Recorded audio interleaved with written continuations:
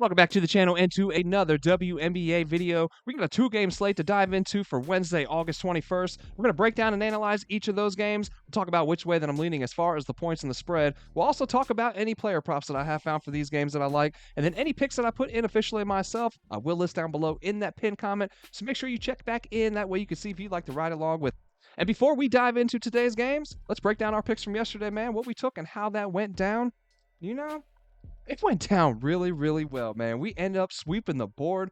We took the Sparks in the first half plus the 9 points at a half unit, and we do cash. Took the Liberty and the Wings under 175, another half unit, another cash. And then put a same game parlay in for the Storm in the first quarter on the money line, plus that first quarter total over 36.5. Put a half unit on that one as well at plus 103 odds, and we do hit. So like I said, man, a 3-0 night, a sweep. You gotta love it, man. And with that sweep means, hey, man, we got a $10 gift card to give away, right? $10 Amazon card, and that's going to go to Body Bags 35. So Body Bags 35, man. Make sure you throw a comment down there below. Let me know your email. That way I can send that gift card your way. And without any further ado, let's dive into our picks for today, man. Let's get another sweep going, man. So let's see what we got here. We got the Phoenix Mercury laying 1.5 against the Atlanta Dream, and the over-under sitting at 163.5. This is going to be the first of two straight meetings between these two, and both of these games will be played in Atlanta. We have Becca Allen listed as out with a right hamstring injury, and Charisma Osborne will be a game-time decision. The Mercury have won 2 of 3 since returning from the Olympic break. Both wins were blowouts over Chicago, and those sandwiched a 9-point loss to the Fever in Indiana. They've just simply had Phoenix's number this year. The Dream have been on a surge since the break, winners of 2 straight at home. They were down 12 at the half to Seattle, and then they outscored them by 14 in the second half. And then they followed that up with a 12-point win over the Sun in a game that they controlled from start to finish. Their defense over these last 2 games has what's been most impressive. They have been 4th in defensive rating. They're holding their opponents to 40% shooting from the field. That's 4th overall, and just 26% from deep. That's 2nd overall. Now, granted, yeah, a small sample size of 2 games since the return from that Olympic break, but a nice sample size, man. The Dream do love that mid-range jumper. They've hit the most per game on the season, but despite their defensive struggles, the Mercury have been decent here, giving up the 3rd fewest makes at the 3rd lowest shooting percentage. The Mercury, they are ranked just 9th defensively, though, but a solid 3rd offensively. They're hitting from inside that restricted area at a 67% rate, but the Dream are holding opponents to just 58% from there. That's 2nd overall. Phoenix is hitting from the mid-range at the 2nd highest percentage, and the Dream are just 5th defending out of that zone. Phoenix is hitting above the break threes at the 4th highest rate. Atlanta is just middle of the pack in terms of opponents above the break threes made and shooting percentage allowed. The Dream are the better rebounding team, and I do think this could spell some trouble for Phoenix. They rank just 11th in total rebounds, while Atlanta sits at 4th. The Dream are 5th in offensive rebounds. Phoenix also 11th here. Phoenix is last in terms of offensive boards given up to the opposition. These two, they've met once on the year so far, and this was actually the 2nd game of the season for both of these teams. The Mercury won that one by 3, but an interesting note in that game was that Phoenix was up 9 after the first quarter, but then outscored by Atlanta 70-64 the rest of the way. Atlanta won each quarter straight up along the way to finish that one out. Like I said, though, just the 2nd game of the year, so not sure how much stock we can put into that. But also of note, Brittany Griner didn't play in that one either. The thing is, though, Atlanta plays better defense into this point of the year. It was on the offensive side that they saw the most trouble, but with the returns of Ryan Howard and Jordan Canada, we've seen a much better unit, much better looking unit as of late on that end of the court. If Phoenix was at home for this one, I'd probably be all over the Mercury with this line, but, you got to figure, too, if we were at Phoenix, we probably wouldn't be getting this line with them. It would probably be juiced up a little bit more, but I think we're seeing this because they've been substantially better at home than on the road.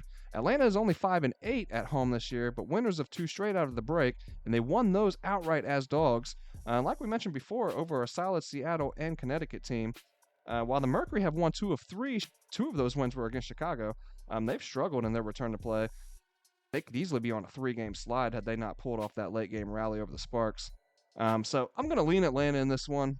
And then for the total, if I'm leaning Atlanta and predicating that lean based off of their defensive play, then I got to lean under here as well. The Mercury have hit over this number in 6 of their last 10 played, but the Dream have hit under this number in 7 of their last 10 at a 65% hit rate. Player prop that I would be looking at is Kalia Copper. Her rebounds over 4.5. Now, she's hit this 80% of the time in her last 5 games against bottom 5 defenses. We can see that down below here. And then in her last 10, she's also hitting at a 60% rate. And then Atlanta is just 8th for rebounds allowed overall. And then against forwards, they drop down to 11th. Kai is kind of she's that guard forward hybrid. So we could put her down into that category. And then looking at the head-to-head, she did hit over this in their last meeting this year, just their one meeting on the year. So I definitely like this one for her. And another prop that we could look at is Ryan Howard's points, rebounds, and assists over 25.5. Now, guys, this is Outlier. If you're unfamiliar with Outlier, make sure that you hop down into that description. You can get a free 7-day trial just by clicking the link down below in the description.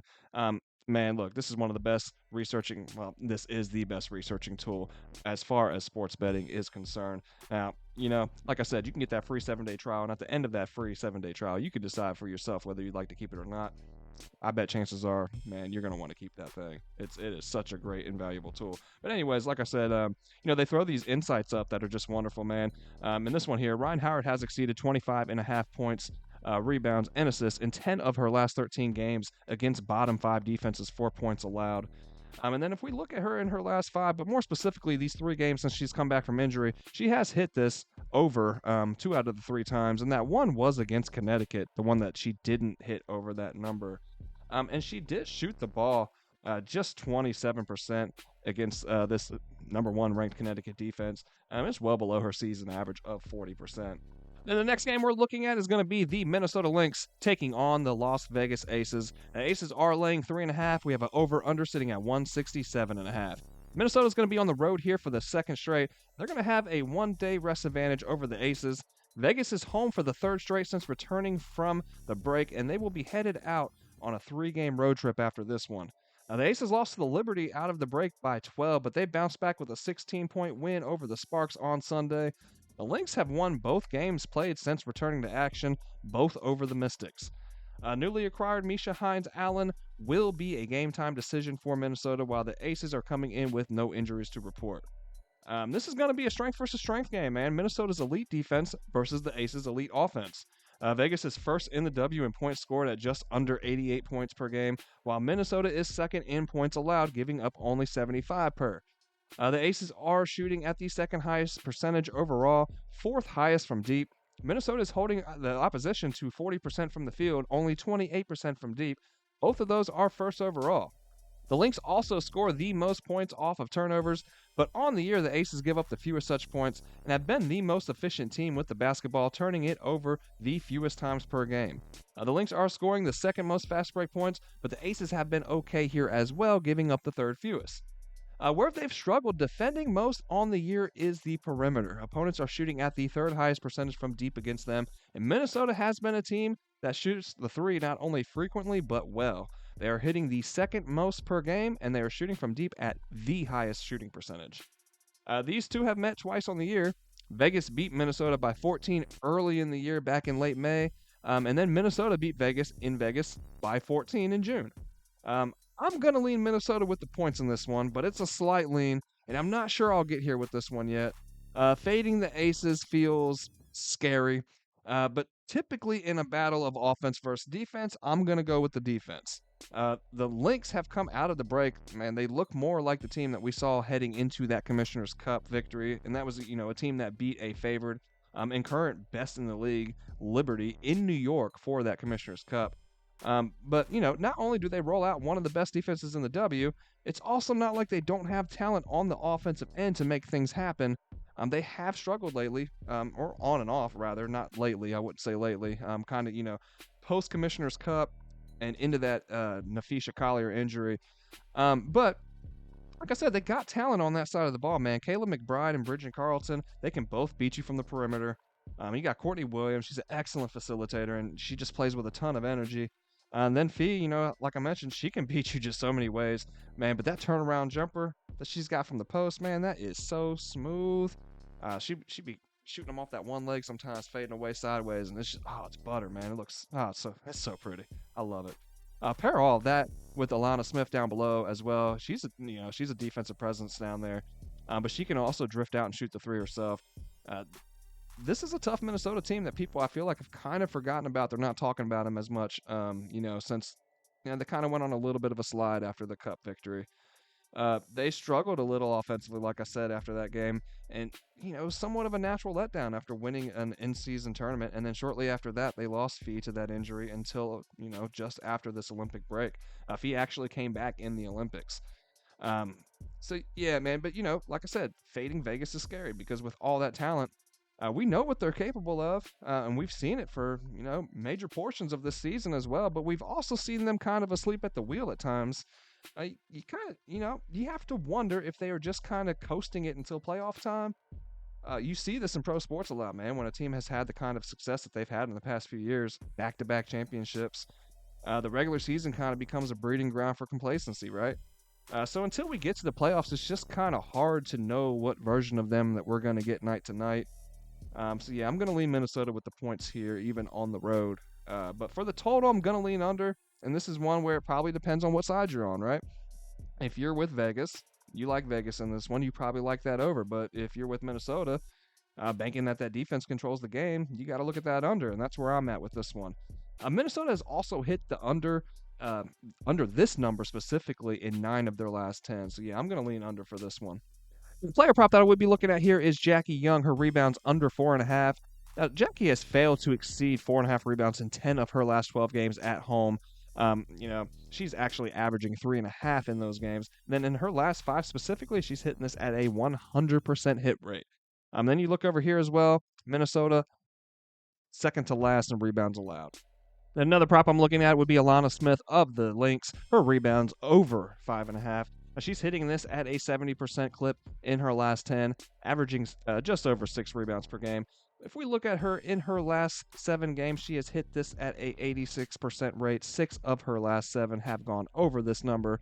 And then if we look over here, man, the Aces rank just 10th in rebounds allowed. If we click this over specifically to centers, just 8th. So that is going to wrap us up here, man, with just a 2-game slate on the day, a shorter video. Comment 2 down below, guys. But that is going to do it, man. I hope you guys enjoyed the video today. I hope you liked the content. If you found it helpful or useful in any kind of way, please do not forget to smash the like button down below and hit subscribe if you have not already. That way you don't miss out on any of the content that we are dropping daily here on the Guy Boston Sports Channel. Man, we had a great night on the Guy Boston Sports Channel last night. I swept, Tasso swept. And Ev was 1 run away. The Diamondbacks just couldn't get that one last run for us to just clear the board across the channel, man. So hope we have a great day today, guys. Let's keep this good energy rolling into the middle of the week and on throughout the rest of the week. Let's sweep the board again tonight. I will see you guys tomorrow.